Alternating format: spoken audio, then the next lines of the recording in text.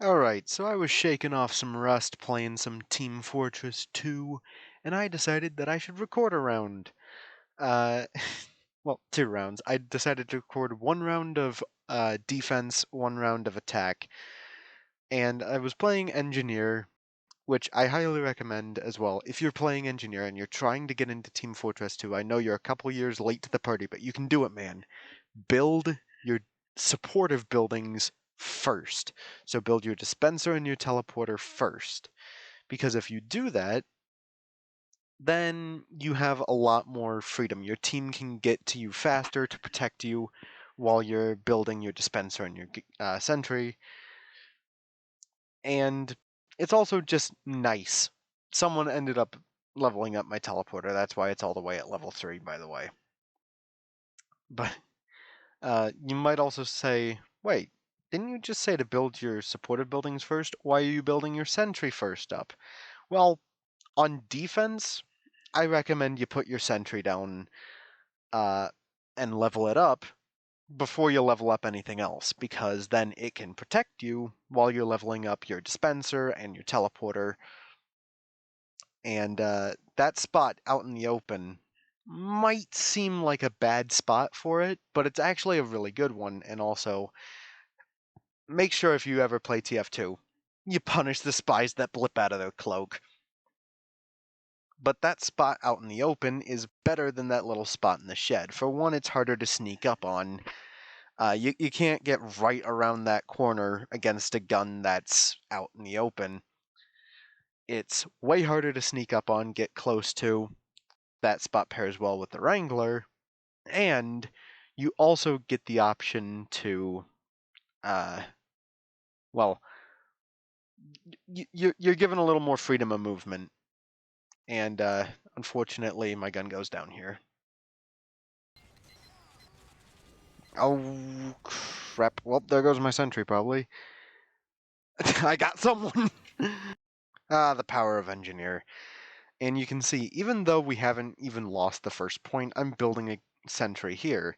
And the reason for that is because, well, I don't want to have to try and be vulnerable out on the first point. I'd rather be right here where I can resupply indefinitely, build my sentry back up to level 3, and then just go around the corner and put it straight back down, guarding the entire first point pretty much single-handedly. Punish a little Dead Ringer spy there. And the real reason I put it there is because nothing can get past it. In most cases, it covers the entire deserty area over there behind the rocks, and it also covers the little platform behind it.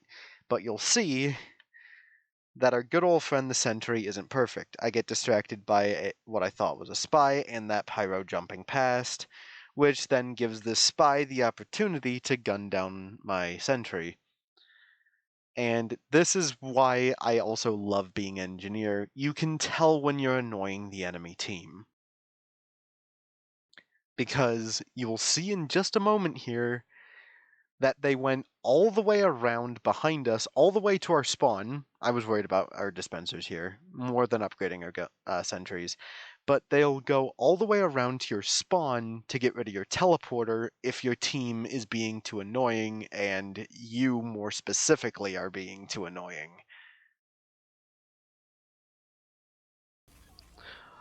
They went all the way to our spawn. Are you kidding me? This has happened before. Alright. Yep. Now, I'm getting down a good second point defense here. I already knew that we were going to lose the point, so I was already preparing for it. And so, throwing down my dispenser. There's going to be a spy in a minute, but he ends up being fine. Completely inconsequential. And you might also notice that I have not built a teleporter. Move my gun back a little there because they can shoot it through that gap from on top of the hill outside of its range. But you might notice that I haven't built a teleporter, because there's no real reason to on this point. It's so close together that there's no real reason to build your teleporter, because it's just going to be a waste of metal. They're just going to find it, destroy it, and then you're going to be saying, oh man, my teleporter, I spent so long building that. But I'm gonna do something weird here in a second, because as you can see, I'm on the third and sorry, not the third, the last point, and I have a teleporter going to the third. That's so in the event of if the second point gets capped, I'll be free to, get a defense set up. But this is the weakness. A demo man or anything really can just flank your gun and then it's gone. But we end up winning this round just fine. All right. Time for round 2. All right. This is going to be this is where you can see supportive engineer. This is where you'll really see it shine. It's going to be the hardest part is getting out of this door. Right. But the second and third points are where engineer shines on upward offense. The next 2 points are where engineer shines. So here I cap the second point to make some space, and then immediately die to surprising demo man. Surprise demo man! Surprise demo man gets me again! But this is the point where you will really start to see why Jag on engineer is totally viable on offense on upward. Because here you can see I'm going about to the third point, about to where I set up that exit in the last round on red, in this little shed. This is literally right outside of the third point. Worried about that sniper spotting my teleporter exit, but I decided to just not worry about it that much. And building an exit here might seem like a huge risk, a huge misplay. It could end so badly, but I'm doing this for a great reason. Because since this is right outside of the third point, my team will be able to, as that scout demonstrated, get here incredibly quickly. And we're also using this effectively to flank the enemy team. And either if they decide to focus on this little shed, then this will effectively be the front, but then the cart is the flank. Got killed by the sniper there, but that's okay. My team's got my back. As you can see, Spy got him. But and now as well, I'm preparing to build a dispenser, but I didn't for some reason. I can't remember. Yeah, because I just wanted to build it here, where I can't resupply as easily. Man, I remember my own rules fantastically. But yeah, our team is kind of crowded in this room, but man, does this work so beautifully for allowing us to control a huge area. And I have yet to build a sentry this entire round. I've been focusing more so on keeping my team alive and supported, and we're paying for it. We're gonna cap this point super easily, and then we're gonna move up to the third. And because probably not entirely because, but they had a pretty good defense. They had some great plays from their enemy team. They were great at defending the last point, even with us being able to get there immediately.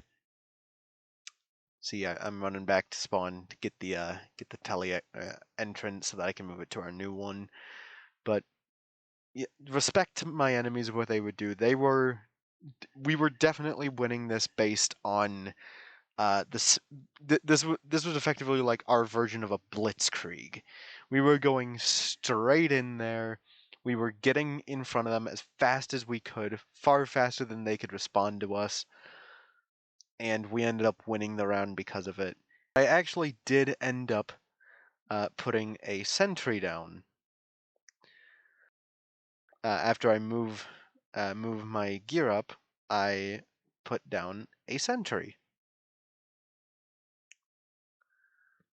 Because putting down a sentry on the last point is what I normally do in this situation, because putting it down on the last point means they won't be able to push us back. They won't be able to push us back to our spawn. They won't be able to do any weird things like that, except for spies who can get around us with cloak or disguise.